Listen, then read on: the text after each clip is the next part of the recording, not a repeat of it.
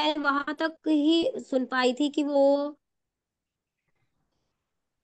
जो आपने बताया था कि जो श्रद्धा होती है वो शास्त्रीय और लौकिक, यहाँ आप बता रहे थे, तो पता नहीं मुझे उसके बाद क्या मिस हुआ है। ओके, तो मैं बोल रहा था तभी कि भक्ति स्ट्रांग है मतलब क्या। भक्ति बहुत शक्तिशाली है, लेकिन भक्ति लता की तरह भी है। तो यही प्रभु जी ने बहुत अच्छा प्रश्न किया था, तो उसके उत्तर में मैंने ये बताया था कि भक्ति का जो स्ट्रांगनेस और वीकनेस है, इसका मापदंड होता है श्रद्धा से। तो जितनी श्रद्धा आपकी दृढ़ है, उतने आपकी भक्ति सौष्ठव है। तो कोमल श्रद्धा, दृढ़ श्रद्धा और क्या बोलते हैं, निरपेक्ष श्रद्धा। निरपेक्ष श्रद्धा मतलब प्रेम, मतलब आश्लिष्यवापादरता, ये प्रेम का स्तर है राधा रानी का। तो ये श्रद्धा बढ़ती है। तो ये श्रद्धा के दो तरह होते हैं, एक लौकिक श्रद्धा, एक शास्त्रीय श्रद्धा। तो मैं क्या बताया कि प्रायः हम सब लोग, सभी लोग पहले लौकिक श्रद्धा से आते हैं, किसी भक्त से मिले, उनका हमको हमको प्रचार किया उन्होंने, हमको अच्छा लगा सब कुछ, प्रसाद, संग, प्रवचन, तो हम भक्ति करने लगे। वो कर रहे हैं, वो बता रहे, इसलिए हम भक्ति कर रहे हैं, ये बहुत अच्छा है, इसको लौकिक श्रद्धा बोलते हैं, लौकिक। लेकिन ये श्रद्धा शास्त्रीय श्रद्धा में रूपांतरित होना चाहिए, क्योंकि उसमें दृढ़ता आता है। लौकिक श्रद्धा में क्या होता है, वो जिसने हमको लाया है या जो भी है, अगर उसको कुछ होता है तो वो लोग भी उसके साथ चले जाते हैं। ऐसा हुआ है प्राय, इसलिए मैं बोल रहा हूं कि भाई मैं भक्ति क्यों कर रहा हूँ, क्योंकि गुरु साधु शास्त्र बताया, इसलिए ये है शास्त्रीय श्रद्धा। और ये शुद्ध भक्तों को प्रसन्न करके आती है। और ये ऐसा नहीं कि शास्त्र पढ़ के शास्त्रीय श्रद्धा आएगा, समझ रहे ना। शास्त्र पढ़ के भी शुद्ध भक्त को प्रसन्न करेंगे तो आएगा, ना कि अब शास्त्र पढ़ के शुद्ध भक्त के अपोजिट जा रहे हैं। ऐसे भी कुछ भक्त है जो डेविएट हो गए ज्यादा पढ़ करके। तो शास्त्रीय श्रद्धा गुरु साधु शास्त्र की कृपा से आता है, और वो हमें प्राप्त करने का चाहिए। इसलिए प्रभुपाद जी लिखे हैं, जस्ट मैं एक स्टेटमेंट दिखाना चाहता हूं इसके संदर्भ में। देखिए ये प्रभुपाद जी कहाँ लिखे हैं। आ, हाँ ये देखिए, आपको दिख रहा है ना, और मोटा मोटी इंग्लिश तो समझ लेती है ना। हाँ जी प्रभु। हाँ तो ये कहाँ है, चैतन्य महाप्रभु बोल रहे हैं प्रकाशानंद सरस्वतियों के शिष्यों के साथ। और उनके गुरु ने क्या बोला कि अरे आप मूर्ख हो, आप वेदांत नहीं पढ़ सकते। आप सिर्फ जपो, हरिनाम संकीर्तन करो, ये पूरा परिवेश है। और वहां पर एक श्लोक आता है, कृष्ण मंत्र हाइले सर्व संसार मोचन, कृष्ण, सॉरी, कृष्ण नाम हाइते संसार मोचन, कृष्ण मंत्र हाइवे पावे कृष्णेर चरण। तो ये कृष्ण का मंत्र से सभी शुद्धिकरण होगा, और भगवत प्राप्ति, भगवत प्रेम सब प्राप्त होगा कृष्ण के नाम से, बस। वो तात्पर्य में प्रभुपाद जी क्या लिखे हैं, देखिए, आप पढ़ सकते हैं ये। ये ऊपर से पढ़ना है Prabhu ji. One can overcome all correct, वहां से मिसकंसेप्शन। पढ़ना, yes. One can overcome all misconceptions and entanglement in the material world by practicing bhakti yoga.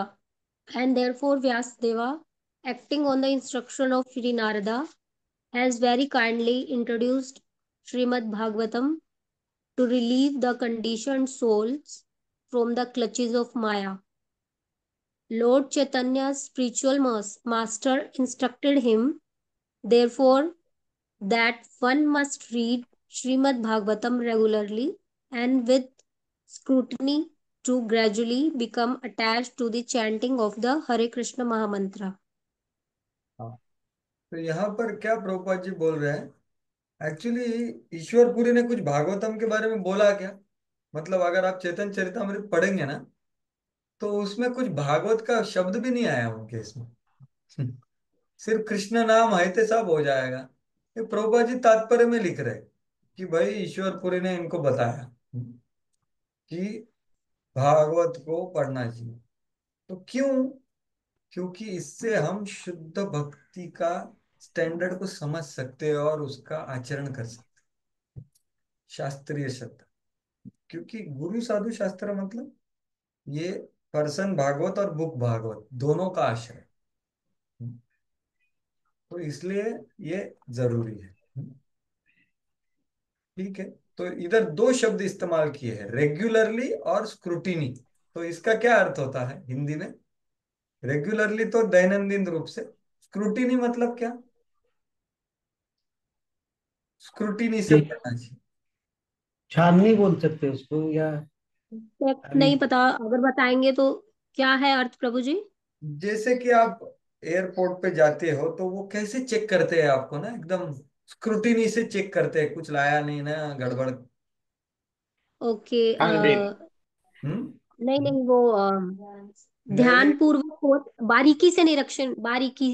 बारीकी से बोल सकते हैं, बारीकी से मतलब सिर्फ ऐसा पेज पलटाना नहीं है, हाँ मैंने पढ़ लिया भागवत। उसको ग्रहण करना है, समझना है, चिंतन करना है। क्योंकि भागवतम समझना ये ज्ञान नहीं, तो ये शास्त्रीय श्रद्धा इससे आ सकती है। ठीक है, इसका ही जो आपको चाहिए था थोड़ा वर्णन किया। ठीक है। प्रभु जी वो क्या बताया आपने, ब्रिज में जो गैप की बात कर रहे थे, वो उसका बारे में थोड़ा बताइए ना। वो ब्रज क्या में उसके लिए क्या क्या? गैप, आप वो बता रहे थे वहां से कि जो ब्रिज गिरता है तो वो एकदम से नहीं गिरता, वो उसमें क्रैक जो होते हैं वो काफी समय, तो क्रैक ओहो। कैसे आता है? ओके ओके ओके, तो वो प्रभु जी पूछ रहे थे कि अगर भक्ति इतनी शक्तिशाली है तो कैसे फिर कोई लोग अंतरंग शक्ति, भक्ति शक्तिशाली है भगवान से, जो भगवान को भी नियंत्रण करती है भक्ति, यशोदा की बराबर गोपियों की, वो नाचते हैं। ऐसी भक्ति फिर वो बहिरंग शक्ति में कैसे चला जाता है? कोई वो भक्ति कर रहा है इतनी शक्तिशाली, तो कैसे महामाया से प्रभावित हो सकता है कोई? तो उसके उत्तर में मैंने बताया कि दो कारण हो सकते हैं। पहला है अंतरंग शक्ति का आश्रय मिलना, वो शुद्ध भक्त से मिलता है। अगर वो मिला है तो वो छोड़ के नहीं जाएगा, उसको प्रलोभन होगा, कुछ चैलेंज भी होगा, लेकिन वो विक्टिमाइज नहीं होगा, पतन नहीं होगा उसका। और दूसरा कारण हो सकता है अपराध किया हो उसने। तो ये अपराध को मैंने क्रैक का बताया कि अपराध कर दिया कुछ, तो वो क्रैक के इस समान है। क्योंकि जब अपराध करते हैं तो भगवान हमारे हृदय में भौतिक इच्छा का बीज बोते हैं, और वो बीज फलित हो जाता है, तब ब्रिज गिर जाता है 1-2 साल बाद, 10 साल बाद, तो हमें दिखता अरे इतना बड़ा ये था, ये कैसे गिर गया? अरे नहीं, क्रैक था पहले कुछ। आश्चर्यचकित होने की बात नहीं है, क्योंकि भक्ति ये विज्ञान है। एक बार जयद्वैत महाराज बोल रहे थे कि ये सब देख करके हमारा श्रद्धा और दृढ़ होना चाहिए कि भक्ति साइंस है, अगर सही करेंगे तो होगा। थोड़ा कुछ इधर उधर हो गया, शूरस्य धारा निशिता दुरत्यया, दुर्गम पतस्तत् कवयो वदन्ति। तो अपराध, इसलिए भक्ति में एक सिर्फ एक रोड़ा है, वो क्रैक करता है।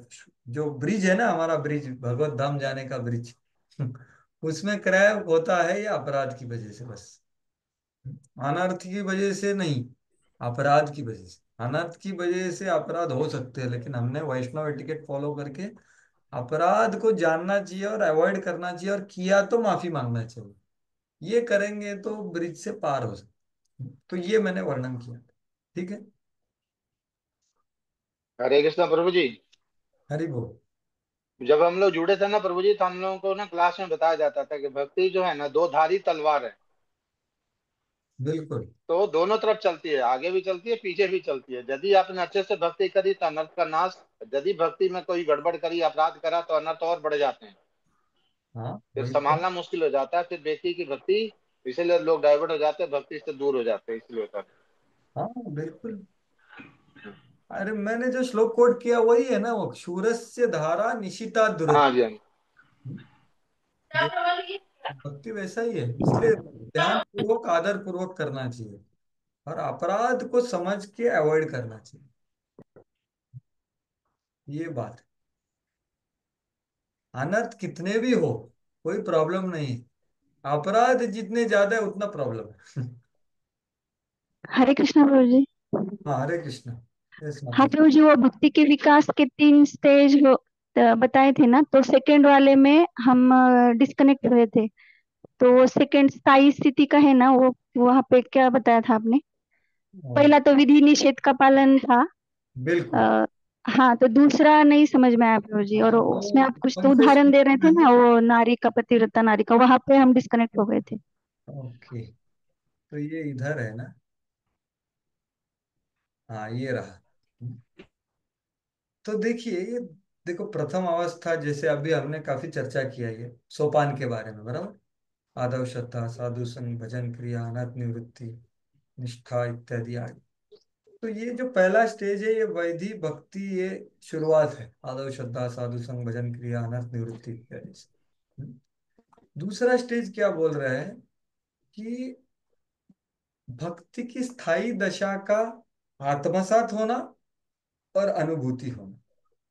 तो ये इसका अर्थ क्या है कि भाई भक्ति की स्टेडीनेस, क्या है हिंदी, स्थाई, हाँ स्थाई भक्ति की अवस्था को पहले हमें समझना चाहिए कि इसका लक्षण क्या है, स्थाई कौन है, स्थाई भक्त कौन है।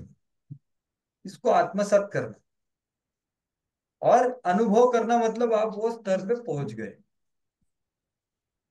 भक्ति की स्थायी अवस्था। जो कि मैंने वो उसमें बताया ना आपको कि निष्ठा स्तर पे आदमी शुद्ध भक्ति का आचरण कर सकता है।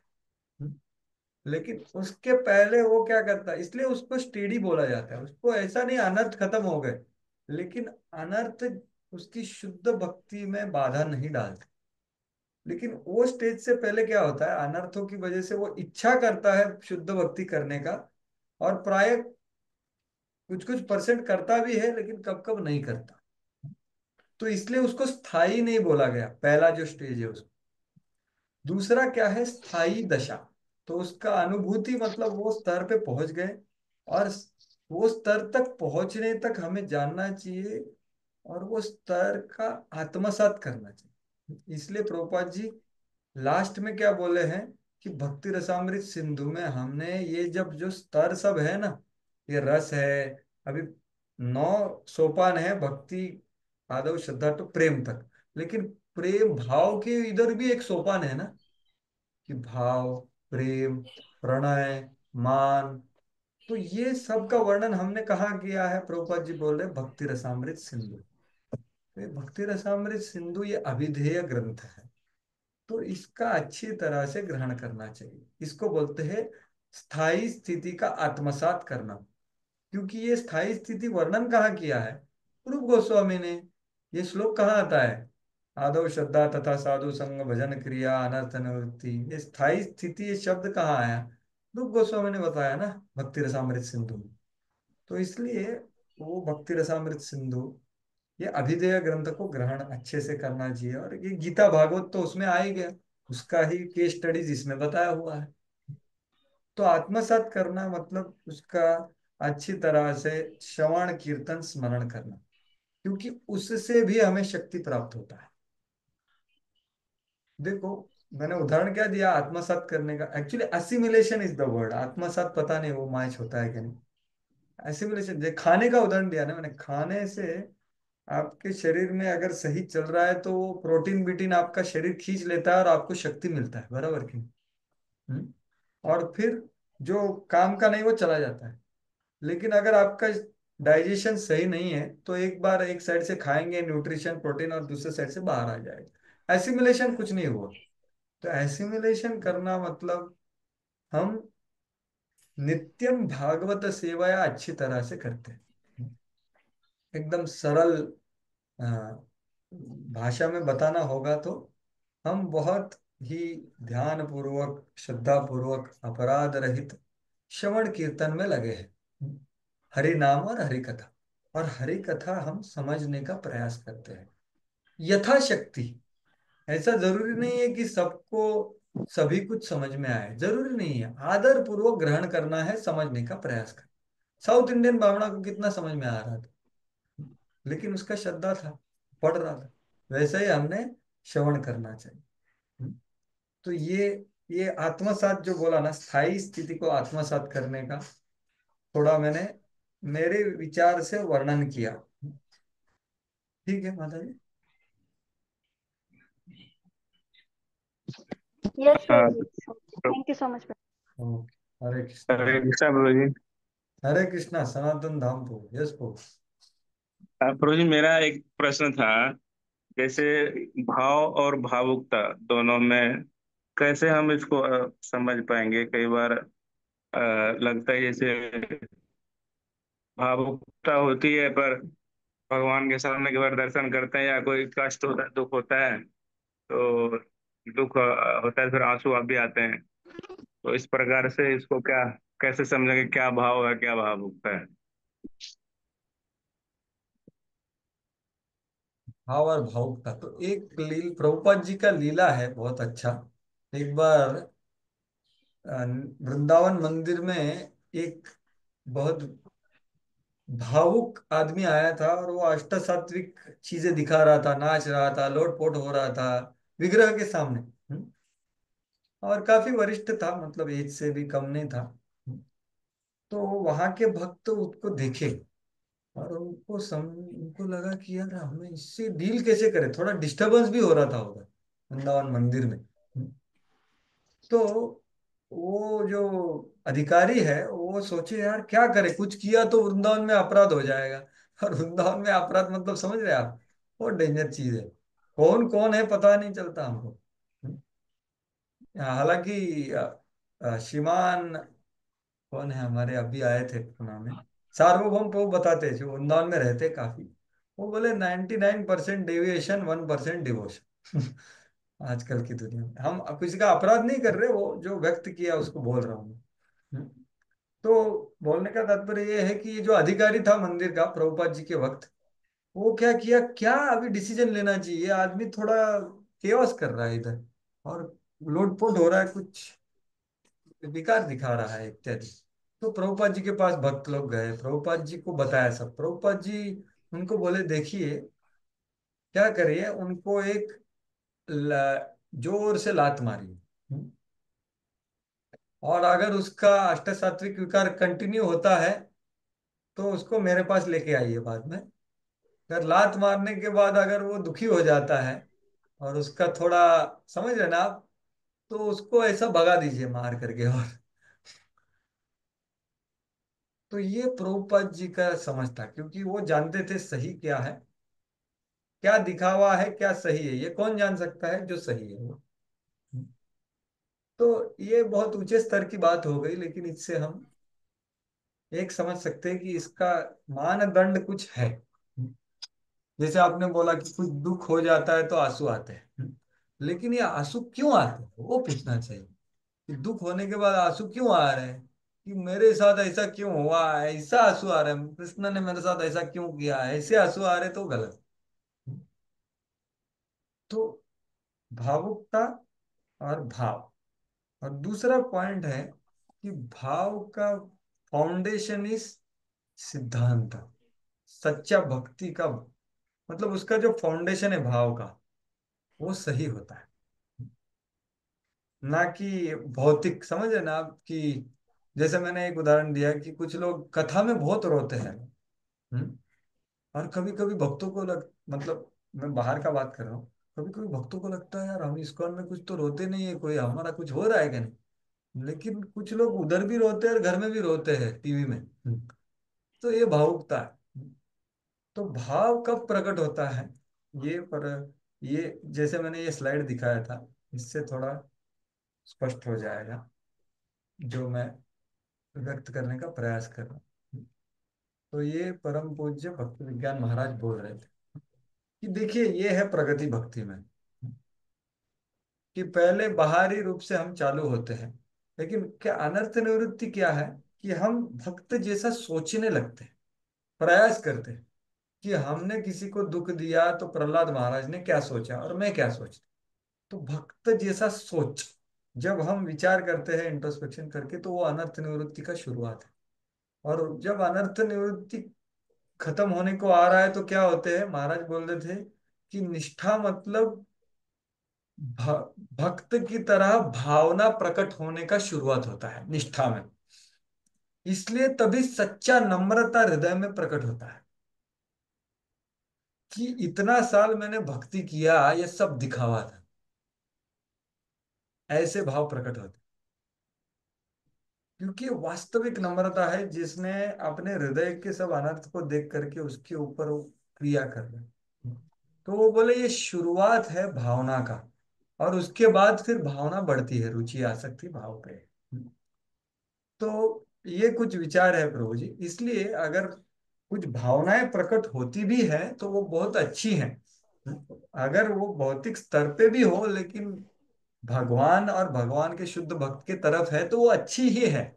लेकिन उनको ज्यादा गंभीरता से ग्रहण नहीं करना चाहिए और देखना नहीं चाहिए था कि मैं बहुत आगे, मेरा विचार क्या है, मेरे हृदय में अभी तक मैंने कितना देखा है गंदगी, ये भी विचार करना। और अगर ये हमारा खुद का बोला, अगर आप किसी और के भक्त में देख रहे हो तो हमें जज करने की जरूरत नहीं है, लेकिन हमें डिस्क्रिमिनेशन करने का जरूरत है कि किसका संग करना चाहिए। तो हम किसी का जजमेंट नहीं करना चाहते, क्योंकि जजमेंट ऊपर बैठ के दिया जाता है। हम डिस्क्रिमिनेट करना चाहते हैं संग में, क्योंकि मैं अभी तक पात्र नहीं हूं सब भक्तों से संग करने के लिए। इसलिए मैं किसी भक्तों को दूर से आदर पूर्वक देखता हूं। ये है। तो ये कुछ विचार है प्रभु जी, आपने जो प्रश्न किया, भाव और भावुकता। कुछ आपको व्यक्त करना है प्रभु जी, आपको या किसी और को?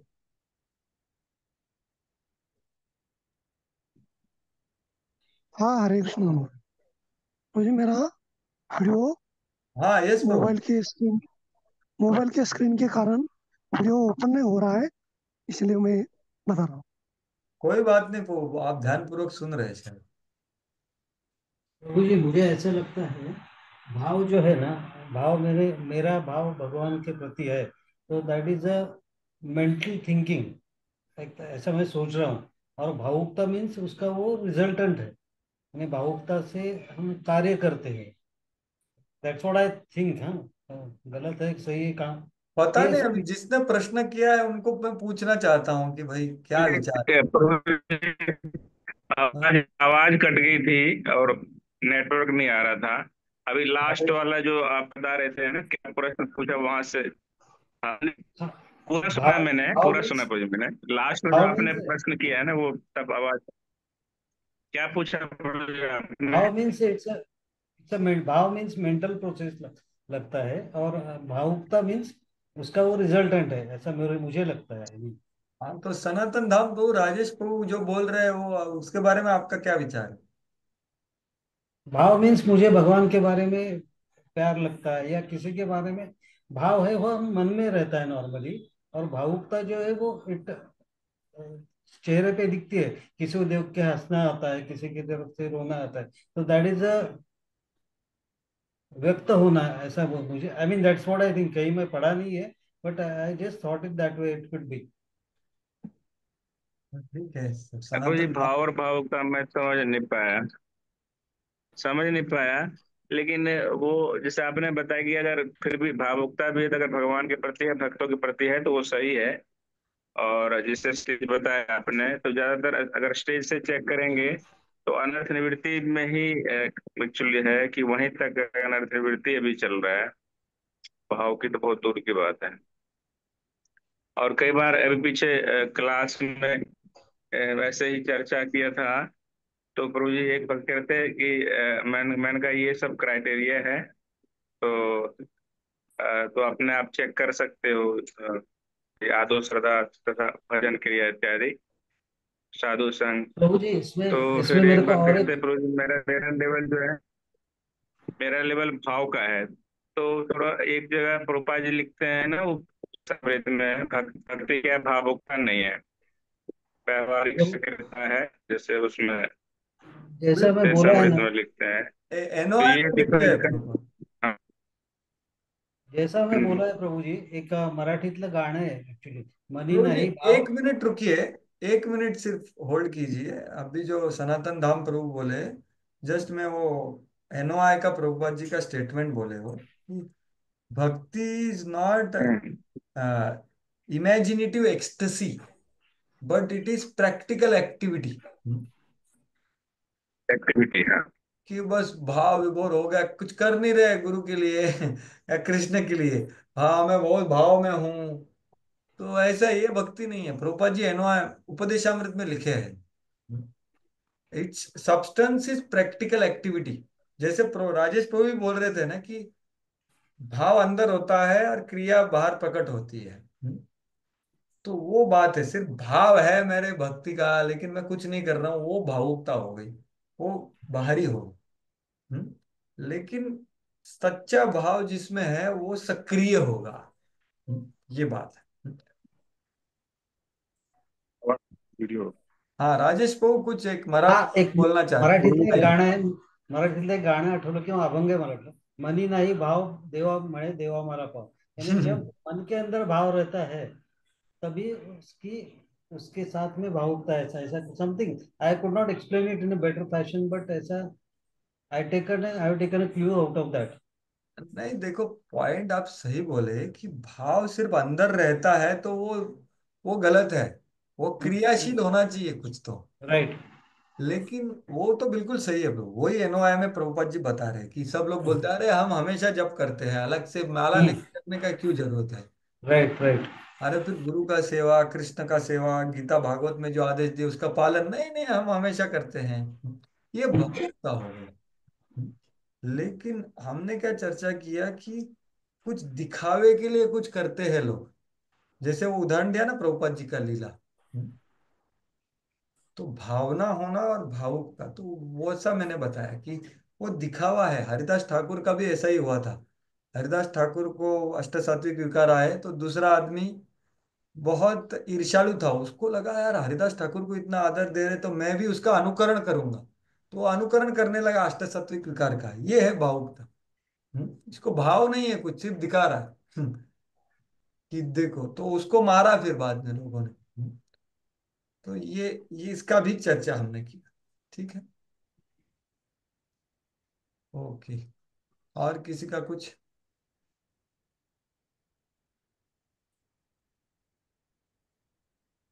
ओके प्रभु राजेश प्रभु, तो हम इधर। हरे कृष्ण हरे कृष्ण हरे कृष्ण. हम प्रभु जी की 3 बार हरि बोल बोल के स्वागत ये करते हैं. हरि बोल हरि बोल हरि हरी बोल. बोल हरी बोल। हरी बोल मैं हरी हम बोल. कृतज्ञ हूँ कि आपने मेरे को कृष्ण के थैंक यू बारे प्रभु में, जी. भागवत के बारे में चिंतन करने के लिए आता है अवसर समझ दिया। नहीं बहुत बहुत धन्यवाद। हरे कृष्ण। हरे कृष्ण. धन्यवाद। श्रीमद् बिल्कुल. भागवतम की जय, श्रील प्रभुपाद की जय। तो मैं हम्म. मीटिंग ये करता हूँ। प्रभु जी हाँ यस एक प्रभु। सेकंड ले सकता हूँ? हाँ, वो ना फिर नेटवर्क प्रॉब्लम थी क्या कि प्रभु जी मेरा फिर नेटवर्क प्रॉब्लम हो सकती होगी, तो वो फिर आवाज नहीं आया था। तो क्या निष्कर्ष निकला था इसका, भाव और भावुकता का? तो निष्कर्ष बताऊं क्या अभी मैं आपको? बस एक लाइन में जो आपका भाव और भावुकता का समझ अभी तक मेरे को नहीं आया। आपने जो शब्द इस्तेमाल किया मैं सोच करके कुछ बताया कि भाव और आज भाव, भाव है ये सच्चा चीज जो चेस्ट लेडी भगवान की तरफ रखती है, दिखाती नहीं है किसको, ये है भाव। और जी भावुकता मतलब मेरे को बहुत फॉलोअर चाहिए, लोगों को दिखाना है मैं बहुत एडवांस्ड हूँ, वो है भावुकता। ये मेरा समझ है ये दो शब्द का। हम्म। तो इसका मैं वर्णन करते हुए बताया कि ये भाव कब प्रकट होगा। ये भाव अभी भी प्रकट हो सकता है, साधना स्टेज में भी फीलिंग आ सकता है भगवान की तरफ। कब आएगा? जब हम ये स्टेजेस से जाएंगे। जब हम पहले सोचेंगे, देखो भावना कब आती है? हृदय में। तो हृदय शुद्ध होना, शुद्ध हृदय में जो प्रकट होता है वो है भाव, और अशुद्ध हृदय में जो दिखाया जाता है वो है भावुकता। तो इसलिए अनर्थ निवृत्ति स्टेज जो है वो भक्त कैसा सोचता है। जैसे प्रहलाद महाराज को इतना प्रताड़ना किया नरसिंह देव ने, प्रहलाद महाराज कैसे खड़े थे। अब मेरे को किसी ने प्रताड़ना किया तो मैं कैसा करूंगा, तो ऐसा वो भक्त सोचता है, ये अनर्थ निवृत्ति है। किसी ने किसी का अनादर कर दिया तो हम कैसे सोचते हैं और भक्त क्या सोचता है, ये हम विचार करना, ये इसको बोलते हैं भक्त जैसा सोच। ये होना चाहिए अनर्थ निवृत्ति में, कि भाई मेरे रूम पार्टनर ने मेरे को कुछ बुरा भला बोल दिया तो मैं क्या सोचता हूँ, मैं भी उसको करता हूँ। तो ये समझ रहे हैं ना, ये भक्त की सोच। तो सोच पहले बदलनी होगी, सच्चा भावना निष्ठा में प्रकट होगी। ठीक है, ये कुछ पॉइंट्स मैंने रिपीट किए। ठीक है प्रभु। थैंक यू वेरी मच, बहुत अच्छा। हरे कृष्ण। हरे कृष्ण प्रभु जी। हाँ यस माता जी। हाँ प्रभु जी, आपके क्या ऐसे भागवतम या गीता पे ऐसे रेगुलर क्लासेस लेते हैं क्या प्रभु जी, आप ऑनलाइन या ऑफलाइन? एक्चुअली वो, लेकिन ये ऑनलाइन नहीं होता माता जी, इधर ऑफलाइन एक होता है वो। कहाँ पे, कुंज हमारे विहार मंदिर में है आप या ब्रह्मचारी एनवीसीसी में? एनवीसीसी में हमारे ब्रह्मचारी पेरेंट्स है ना बहुत सारे बुजुर्ग, उनके लिए भगवत अच्छा। गीता का हम श्लोक वाइज लेते हैं। ओके।